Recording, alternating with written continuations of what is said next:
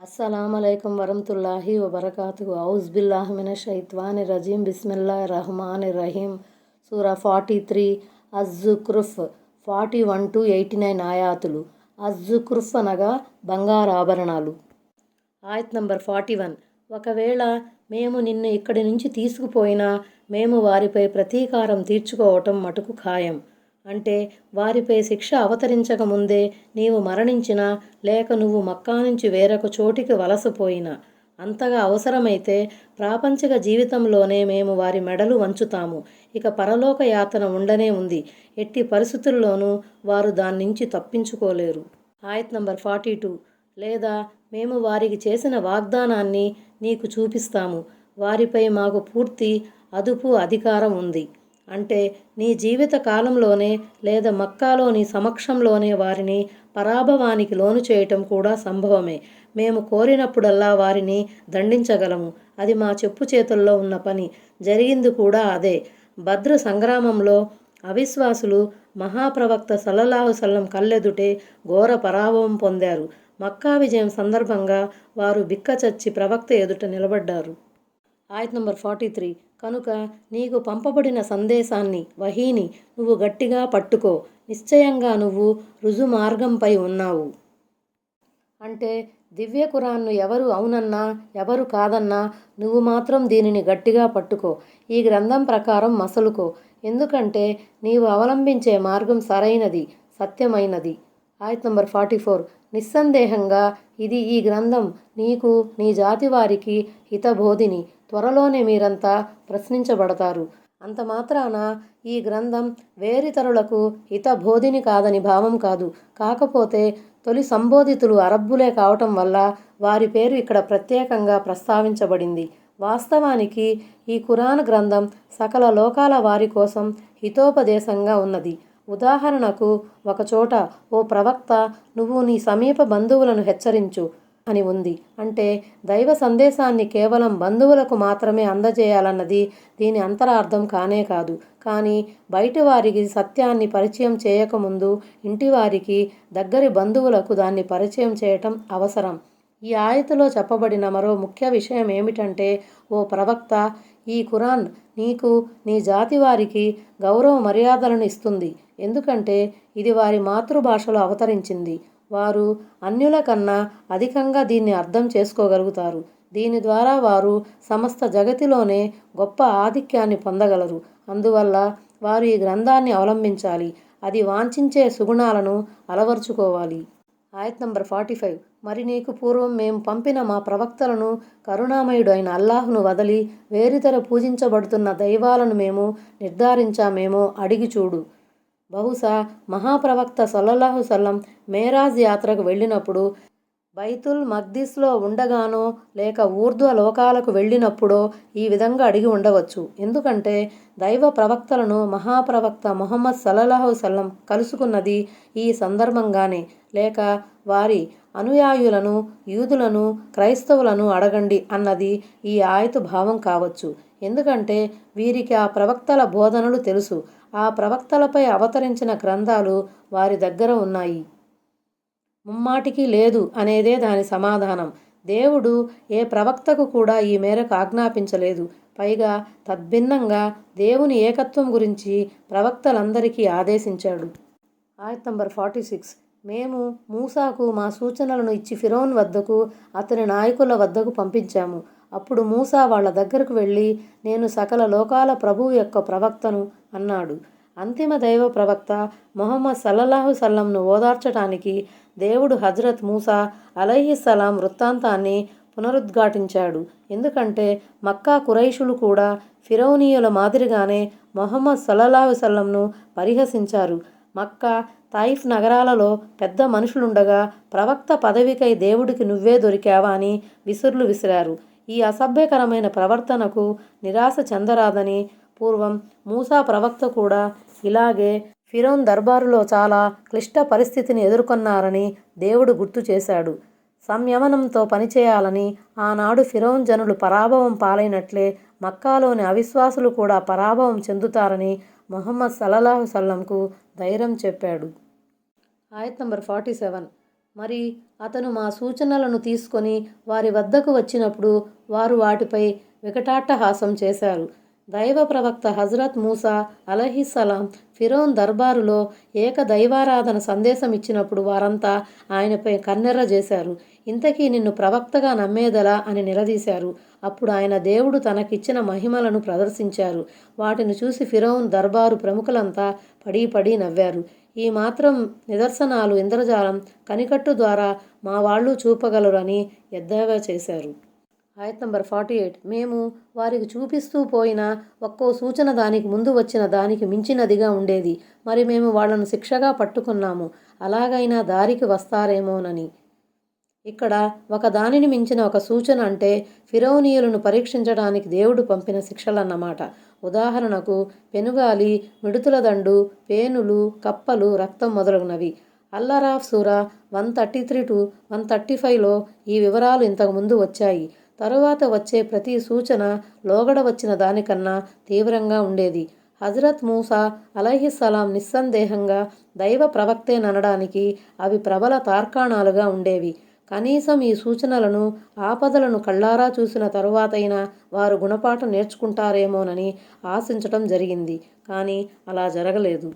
ఆయత్ నంబర్ 49. వారిలా అన్నారు, ఓ మాంత్రికుడా, నీ ప్రభువు నీతో వాగ్దానం చేసి ఉన్న దాని గురించి మా కొరకు కాస్త ప్రార్థించవోయ్. ఈ ఆపద గనక తొలగిపోతే మేము తప్పకుండా సన్మార్గం పైకి వస్తాము. ఆ రోజుల్లో మాంత్రికుడా అని ఎవరినైనా పిలిస్తే అది దూషణగా కానీ అవమానకరంగా కానీ పరిగణించబడేది కాదు. సాధారణంగా జ్ఞాన సంపద గలవారిని వారు మాంత్రికుడుగానే వ్యవహరించేవారు. ఆ కారణంగానే దేవుని మహిమలను మూసా అలైహిస్సలాం ప్రదర్శించినప్పుడు అదంతా జాల విద్యకు పరాకాష్ట అని వారు కొట్టిపారేశారు. అందుకే వారు మూసాను ఓ ఇంద్రజాలికుడా, ఓ మాంత్రికుడా అని సంబోధించారు. అంటే తాము గనక విశ్వసిస్తే శిక్షను తొలగిస్తాననే వాగ్దానం. మా కొరకు నీ ప్రభువును ప్రార్థించు అని కోరటాన్ని బట్టి వారిలో కరడుగట్టిన బహుదైవోపాసన వ్యక్తమవుతుంది. ఆనాడు ముష్రిక్కుల దృష్టిలో అనేక మంది ప్రభువులు ఉండేవారు. అందుకే నీ ప్రభువు ద్వారా ఈ పని చేయించు అని వారు మూసాను కోరారు. ఈసారి ఈ ఆపద గనక మా నుండి తొలగిపోతే మేము నిన్ను సత్యవంతుడైన ప్రవక్తగా నమ్ముతాము, నీ ప్రభువే ఉన్నతుడని విశ్వసిస్తామని ప్రాధేయపడేవారు. కానీ ప్రతిసారి ఆడిన మాటను తప్పేవారు. ఆరాఫ్ సూరాలోనూ ఈ విషయం ప్రస్తావనకు వచ్చింది. ఆయత్ నంబర్ 50. అయితే మేము ఆ శిక్షను వారి నుంచి తొలగించగా అప్పటికప్పుడే వారు ఆడిన మాటను తప్పారు. ఆయత్ నంబర్ 51. మరి ఫిరౌను తన జాతి జనుల మధ్య చాటింపు వేయిస్తూ ఇలా అన్నాడు, ఓ నా జాతి జనులారా, ఈజిప్టు రాజ్యం నాది కాదా? ఈ కాలువలు నా మేడల క్రింద ప్రవహిస్తున్నాయి, మీరు చూడటం లేదా? హజరత్ మూసా అలైహిస్సలాం ఒకదాని తరువాత ఒకటిగా నిరంతరం నిదర్శనాలు చూపెట్టేసరికి ఫిరౌన్ హడలిపోయాడు. తన జాతి ప్రజలు మూసా అడుగుజాడలలో ఎక్కడ నడుస్తారోనని అతని మనసు కీడు శంకించింది. అందుకే అతను తన నిరంకుశ పెత్తనాన్ని నిలుపుకోవటానికి ఆదరాబాదరాగా ప్రజల మధ్యకు వెళ్ళాడు. తన మాయమాటలతో వారిని దువ్వాడు, జోకొట్టాడు. మూసాను చరిత్రహీనుని క్రింద జమకట్టి రాజవంశాల పట్ల ప్రజలకున్న సెంటిమెంటును సొమ్ము చేసుకున్నాడు. అంటే నైలు నది లేక దాని పాయలు అని అర్థం. అవి అతని మేడ క్రింది నుంచి ప్రవహించేవి. ఆయత్ నంబర్ 52. పైగా తుచ్చుడైన అతని కంటే నేను ఉత్తముడును, కనీసం స్పష్టంగా చెప్పడం కూడా అతనికి చేత కాదాయే. ప్రజల సున్నితమైన భావాలను రగుల్పొల్పటానికి ఫిరౌన్ వేసిన ఓ ఎత్తుగడ ఇది. దైవ ప్రవక్త మూసా అలైహిస్సలాంకు ఉన్న నత్తిని దెప్పిపొడుస్తూ ఫిరౌన్ చెప్పిన మాట ఇది. తాహా సూరాలోనూ ఈ ప్రస్తావన వచ్చింది. ఆయత్ నంబర్ 53. సరే, అతనిపై బంగారు కంకణాలు ఎందుకు దించబడలేదు? పోనీ అతని వెంట బారులు తీరిన దైవదూతలు ఎందుకు రాలేదు? ఆ కాలంలో ఫిరౌన్ పారసీక చక్రవర్తులు తమ రాజవైభవాన్ని చాటుకోవటానికి స్వర్ణ కంకణాలు తొడిగేవారు. అలాగే అలనాటి తెగల సర్దారులకు దొరల చేతిలో కూడా స్వర్ణ కంకణాలు, మెడలలో స్వర్ణ పతాకాలుండేవి. ఈ విషయాన్నే ఫిరౌన్ ఇక్కడ ఉదాహరిస్తూ మూసా నిజంగానే మాననీయుడైతే అతని మాన మర్యాదలకు ప్రతీకగా అతని చేతిలో స్వర్ణ కంకణమన్నా ఉండాలి కదా అని ప్రజలను ఉసిగొల్పాడు. అతని వెంట కనీసం కొంతమంది దైవదూతలన్నా దిగివచ్చి ఉంటే అతను నిజంగానే దైవ ప్రవక్త అని నమ్మగలిగేవాళ్ళం. ఏ ఆనవాలు లేకుండా అతన్ని దైవ ప్రవక్తగా ఎలా నమ్మగలం అని ఓ సవాలు విసిరాడు. ఆయత్ నంబర్ 54. ఆ విధంగా అతను తన ప్రజలను మభ్యపెట్టి మూర్ఖుల్ని చేశాడు. తుదకు వారు అతని మాటే విన్నారు. నిశ్చయంగా వారంతా అవిధేయ జనులే. ఆ విధంగా ఫిరౌన్ తన జాతి ప్రజలను మూర్ఖులుగా భావించాడు, లేదా వారిని మూర్ఖుల్ని చేసేశాడు. తరతరాలుగా కొనసాగుతున్న మూఢాచారాలే నిజమని నమ్మబలికాడు. కడకు ఆ మూర్ఖజనులు యథా రాజా తథా ప్రజ అన్నారు. వారు తమ వివేచనను ఏమాత్రం ఉపయోగించలేదు. ఆయత్ నంబర్ 55. ఆ తరువాత వారు మాకు కోపం తెప్పించగా మేము వారిపై ప్రతీకారం తీర్చుకున్నాం. వారందరినీ సముద్రంలో ముంచివేశాము. ఆయత్ నంబర్ 56. ఆ విధంగా మేము వారిని గతించిన వారుగా రాబోయే తరాల వారికి ఒక ఉదాహరణగా చేశాము. అంటే భావి తరాల కోసం ఫిరౌన్ ముగింపును ఒక గుణపాఠ సూచనగా చేశాము. తిరస్కార వైఖరికి, దౌర్జన్యానికి, ఉపద్రవానికి, పీడనకు పాల్పడే వారి పరిణామం ఫిరౌన్ లాగానే ఉంటుందని హెచ్చరించాము. సలఫున్ అంటే ఉనికి రీత్యా ఇతరుల కన్నా ముందు వచ్చినది అని అర్థం. ఆయత్ నంబర్ 57. మర్యం కుమారుని ఉదాహరణ ఇవ్వబడినప్పుడు నీ జాతి జనులు సంబరపడి కేకలు వేశారు. ఆయత్ నంబర్ 58. ఇంతకీ మా దేవుళ్ళు మంచివాళ్ళా లేక అతనా అని వారు తరచి అడగటం మొదలుపెట్టారు. వారు నిన్ను అలా అడగటం వెనుక వారి ఉద్దేశం జగడం తప్ప మరేమీ కాదు. అసలు ఆ జనులే జగడాల మారులు. బహుదైవారాధనను ఖండించటానికి, బూటకపు దేవుళ్ల బండారాన్ని బట్టబయలు చేయడానికి మీతో పాటు మీ దేవుళ్ళు కూడా నరకానికి ఆహుతవుతారని మక్కా ముష్రిక్కులకు చెప్పబడింది. అంటే వారు పూజించే మట్టి బొమ్మలు, రాతి విగ్రహాలు నరకానికి ఆహుతవుతాయని భావం. అంతేగాని వారు పూజించే సజ్జనులు, ప్రవక్తలు మాత్రం నరకానికి ఆహుతి అవరు. ఎందుకంటే వారు జీవితాంతం దేవుని ఏకత్వం కోసం పాటుపడ్డారు. వారు మరణించిన తరువాత జనులు వారిని పూజిస్తే అందులో వారి దోషం ఏముంది? జనులు చేసే షిర్కుతో వారికెట్టి సంబంధం లేదు. ఆ మాటే దివ్య ఖురాన్ స్పష్టం చేసింది. మా తరపు నుంచి మేలు కలుగుతుందని మొదట్లోనే తీర్పు ఇవ్వబడిన ప్రజలు నిశ్చయంగా దానికి నరకానికి దూరంగా ఉంచబడతారు. అల్ అంబియా 101. అందుకోసమే ఖురాన్ మన్ ఎవరిని అని చెప్పకుండా మా వేటిని అన్న పదాన్ని ఉపయోగించింది. మీరు అల్లాహ్ను వదిలి వేటినైతే పూజిస్తున్నారో అవి నరకానికి ఇంధనంగా మారుతాయి అని పేర్కొంది. అంబియా 98. ఒకవేళ మూఢజనులు తాము పూజించే ప్రవక్తల, సత్పురుషుల విగ్రహాలను, చిత్రపటాలను తయారు చేసి వాటిని పూజిస్తే ఆ విగ్రహాలను, చిత్రపటాలను దేవుడు నరకానికి ఆహుతి చేయవచ్చేమో గాని ఆ మహాపురుషులను మాత్రం నరకానికి దూరంగానే ఉంచుతాడు. ఎందుకంటే వారు జీవితాంతం పరిశ్రమించినది ఈ షిర్కుకు వ్యతిరేకంగానే. ఇప్పుడు అసలు విషయానికి వద్దాం. అంతిమ దైవ ప్రవక్త ముహమ్మద్ సల్లల్లాహు అలైహి వసల్లం నోట మరియం కుమారుని ప్రస్తావన రాగానే తగవుల మారులైన మక్కా ముష్రిక్కులు ఆనందంతో ఎగిరి గంతేశారు. క్రైస్తవులు తమ ఆరాధ్య దైవంగా చేసుకున్న ఈసా యేసుక్రీస్తు మంచివాడైనప్పుడు మరి మా దేవుళ్ళు చెడ్డవారెలా అవుతారు అన్నది వారి వాదన. మా దేవుళ్ళు విగ్రహాలు నరకానికి ఆహుతైనప్పుడు ఈసా, ఉజైర్లు మాత్రం నరకానికి ఎందుకు పోరు అని వాదించడం మొదలెట్టారు. వారు ఆ విధంగా సంబరపడటంలోని ఉద్దేశం తగవు పెట్టుకోవటం తప్ప మరొకటి కాదు. వితండవాదన చేసేవాడు, పేచీ పెట్టేవాడు పూచిక పుల్లంత ఆధారం దొరికినా దాని ఆసరాతో విషయాన్ని సాగదీస్తాడు. ఈ మక్కా అవిశ్వాసుల పరిస్థితి కూడా అంతేనని దేవుడు చెబుతున్నాడు. ఆయత్ నంబర్ 59. అతను మరియం కుమారుడైన ఈసా కూడా ఒక దాసుడు మాత్రమే. మేమతన్ని అనుగ్రహించాము. ఇజ్రాయిలు సంతతి వారి కొరకు అతన్ని ఒక ఉదాహరణ, మా శక్తి నిదర్శనంగా చేశాము. ఎందుకంటే ఆయన ఈసా తండ్రి లేకుండా జన్మించారు. ఆయనకి ఇవ్వబడిన మహిమలు కూడా చాలా శక్తివంతమైనవి. దైవాజ్ఞతో ఆయన మృతులను సైతం బ్రతికించేవారు. ఆయత్ నంబర్ 60. మరి మేమే గనక తలుచుకుంటే మీకు బదులుగా దైవదూతలనే భూమికి వారసులుగా చేసి ఉండేవారం. అంటే మిమ్మల్ని రూపుమాపి మీ స్థానంలో దైవదూతలను వసింపజేసి ఉండేవారం. వారు కూడా మీలాగే ఉండొకరికి ప్రాతినిధ్యం వహించేవారు. దైవదూతలు ఆకాశంలో ఉన్నంత మాత్రాన మీరు వారి గురించి ఏవేవో ఊహించుకొని వారిని పూజించవలసిన అవసరం లేదు. దైవదూతలు కూడా మా సృష్టిలో భాగమే. మేము కోరి ఉంటే వాళ్లను కూడా భూమండలంలో వసింపజేసి ఉండేవారమని దేవుడు సెలవిచ్చాడు. ఆయత్ నంబర్ 61. నిశ్చయంగా అతను ఈసా అలైహిస్సలాం ప్రళయానికి ఒక సూచన. కాబట్టి మీరు దాని ప్రళయదనం విషయంలో సందేహపడకండి. మీరు నన్ను అనుసరించండి. ఇదే రుజుమార్గం. ఇక్కడ ఇల్మున్ అంటే సూచన అని అర్థం. చాలామంది ఖురాన్ వ్యాఖ్యాతల ప్రకారం దీని భావం ఏమిటంటే, ప్రళయ దినానికి ముందు యేసు దివి నుంచి భూమికి దిగి వస్తారు. ప్రామాణిక హదీసుల ద్వారా కూడా ఈ విషయం రూఢి అవుతుంది. ఆయన గనుక భూమి వైపు వచ్చారంటే ప్రళయ దినం దగ్గర పడిందనే అనుకోవాలి. అందుకేనేమో కొంతమంది పండితుల మూలంలోని ఇల్మున్ అన్న పదాన్ని అలమున్ అని పఠించారు. అలమున్ అన్న పదానికి గుర్తు ఆనవాలు అని అర్థాలు వస్తాయి. మరి కొంతమంది ప్రకారం దేవుడు యేసును ప్రళయ సూచనగా ఖరారు చేయటంలో ఇంకొక మర్మం దాగి ఉన్నది.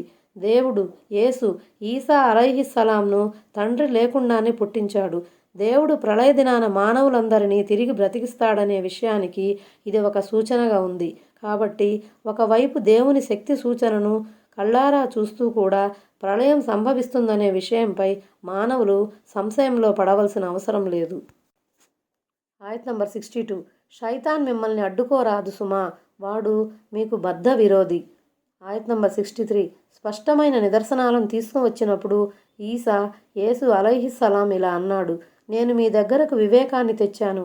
మీరు విభేదించుకుంటున్న కొన్ని విషయాల వాస్తవికతను విడమరచి చెప్పటానికి వచ్చాను. కనుక మీరు అల్లాహ్కు భయపడండి, నాకు విధేయత చూపండి. దీనికోసం ఆలి ఇమ్రాన్ సూరా 50వ ఆయతుకు ఇవ్వబడిన వివరణను చూడండి. ఆయత్ నంబర్ 64. నిజానికి నా ప్రభువు మీ ప్రభువు అల్లాహ్ మాత్రమే, కాబట్టి మీరంతా ఆయన్నే ఆరాధించండి, ఇదే రుజుమార్గం. ఆయత్ నంబర్ 65. అయితే ఆ తర్వాత ఇజ్రాయెల్ సంతతికి చెందిన పలు కూటముల వారు పరస్పరం విభేదించుకున్నారు. కనుక దుర్మార్గులకు బాధాకరమైన దినమునందలి శిక్ష వల్ల వినాశం తప్పదు. విభేదించుకున్న ఆ వర్గాల వారెవరంటే యూదులు, క్రైస్తవులే. యేసుక్రీస్తు అక్రమ సంతానం, దేవుడు మన్నించుగాక అని చెప్పి యూదులు ఆయన్ని కించపరిచారు. మరోవైపు క్రైస్తవులు యేసుక్రీస్తు పట్ల భక్తి శ్రద్ధలలో అతిశయిల్లిపోయి ఆయన్ని ఏకంగా తమ ప్రభువును చేసేసుకున్నారు. ఈ ఆయతుకు మరో భావం ఇది. క్రైస్తవుల్లోనే విభిన్న వర్గాల వారు యేసుక్రీస్తు పట్ల రకరకాలుగా ఊహించుకొని సైద్ధాంతికంగా చెల్లాచెదురైపోయారు. ఒక వర్గం వారు ఆయన దేవుని కుమారునిగా తలపోయగా, మరో వర్గం వారు ఆయనే దేవుడు అన్నారు.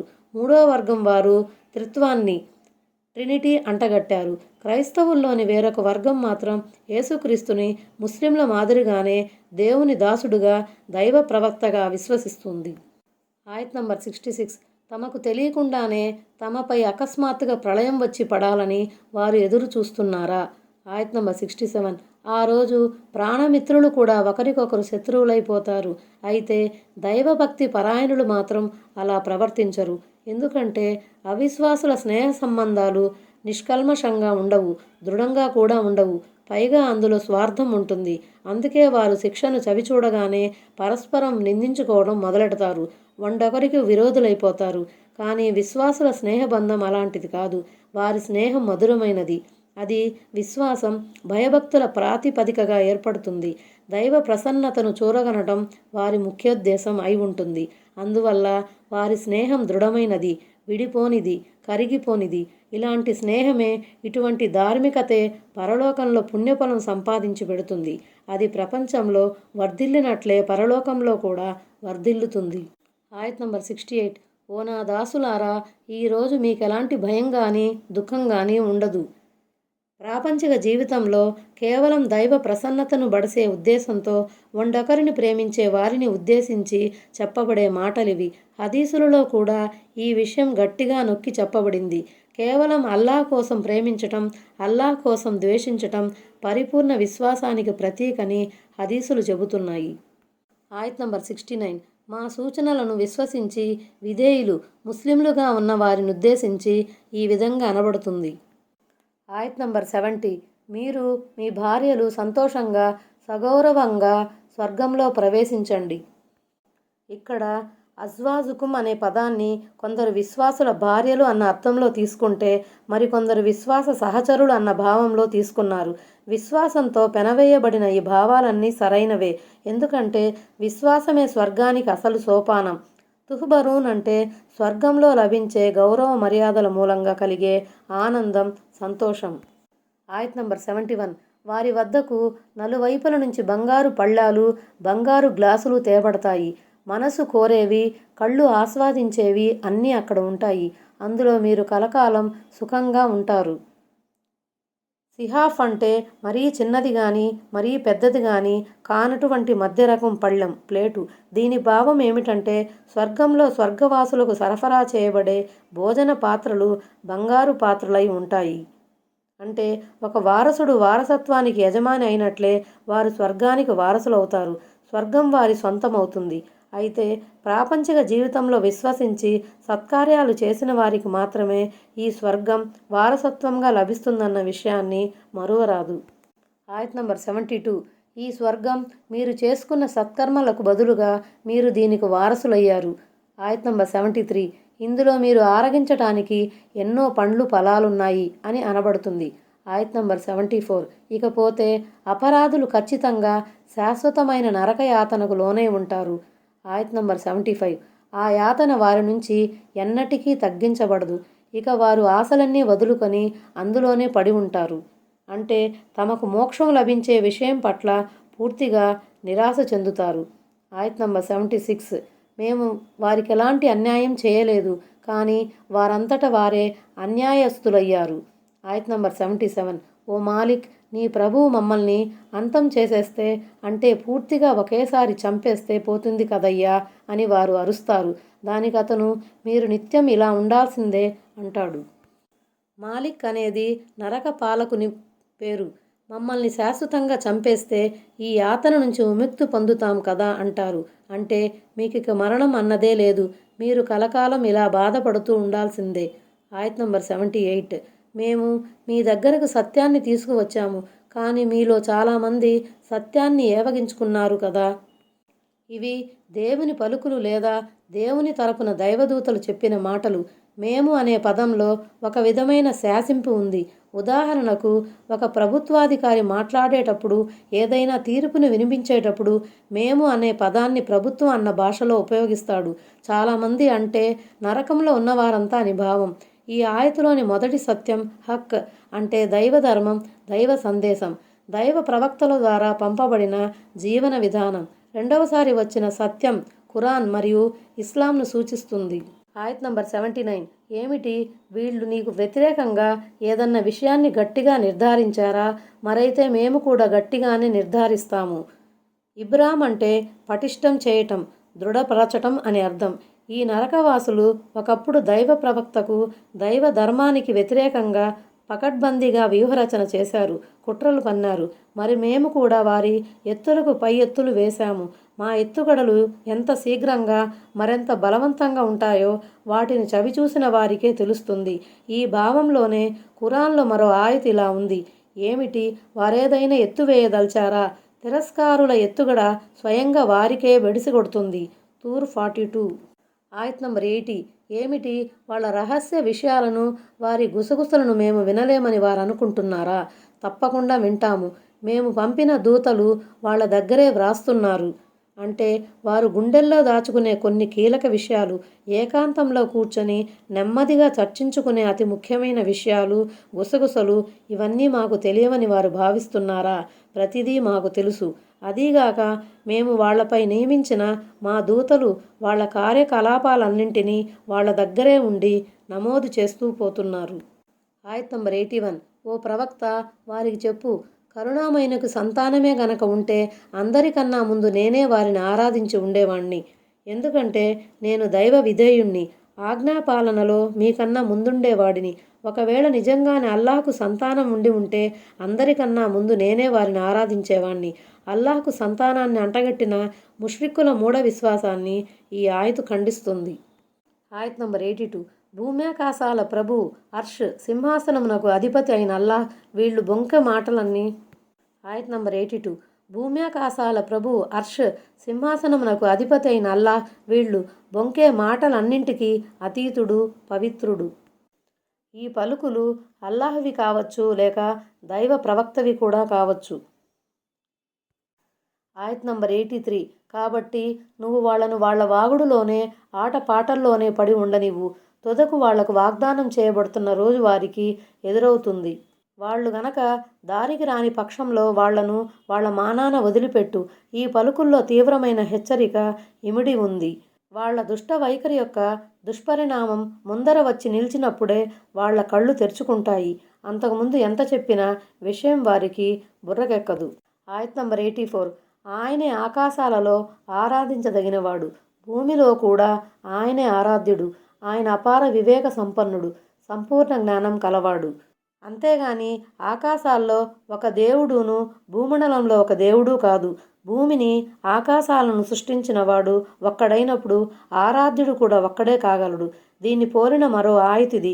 భూమ్యాకాశాలలో ఆయనే అల్లాహ్. మీరు దాచేది వ్యక్తపరచేది అంతా ఆయనకు తెలుసు.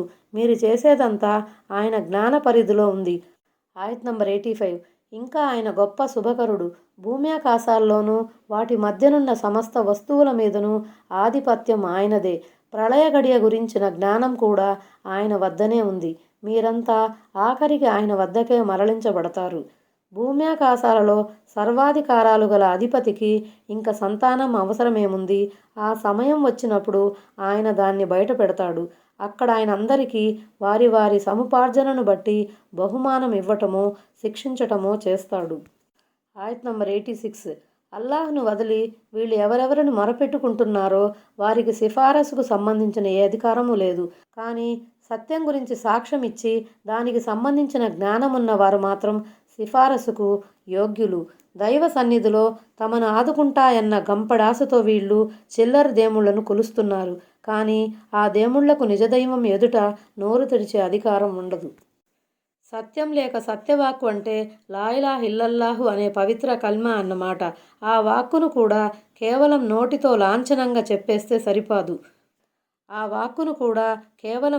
లాంఛనంగా చెప్పేస్తే సరిపోదు. ఇతరులను చూసి చెప్పేస్తే సరిపోదు.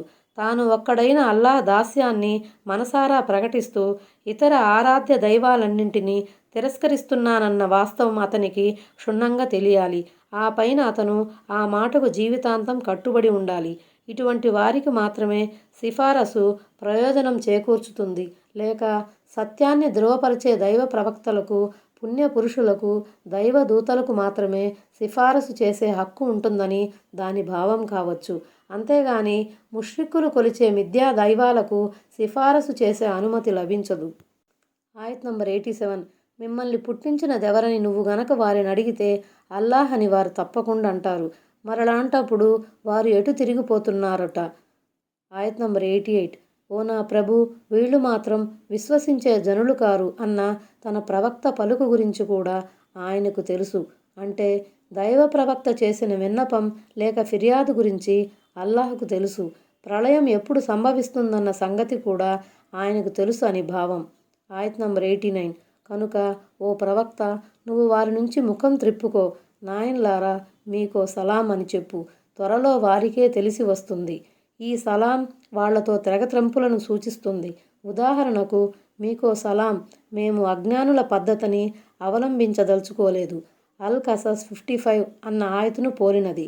అలాగే ఇంకో చోట మీకు సలాం ఫుర్ఖాన్ 61 అని మూర్ఖులను ఉద్దేశించి చెప్పబడింది. అంటే ధర్మావలంబన విషయంలో మీ దారి వేరు, నా దారి వేరు. నా మాటను వినని పక్షంలో మీరు మీ పని చేయండి, నా పని నేను చేస్తాను. ఎవరు సత్యవంతులో ఎవరు అసత్యవాదులో తొందరగానే తెలిసి వస్తుందని దీని భావం. అస్సలాము అలైకుం వరహ్మతుల్లాహి వబరకాతుహు.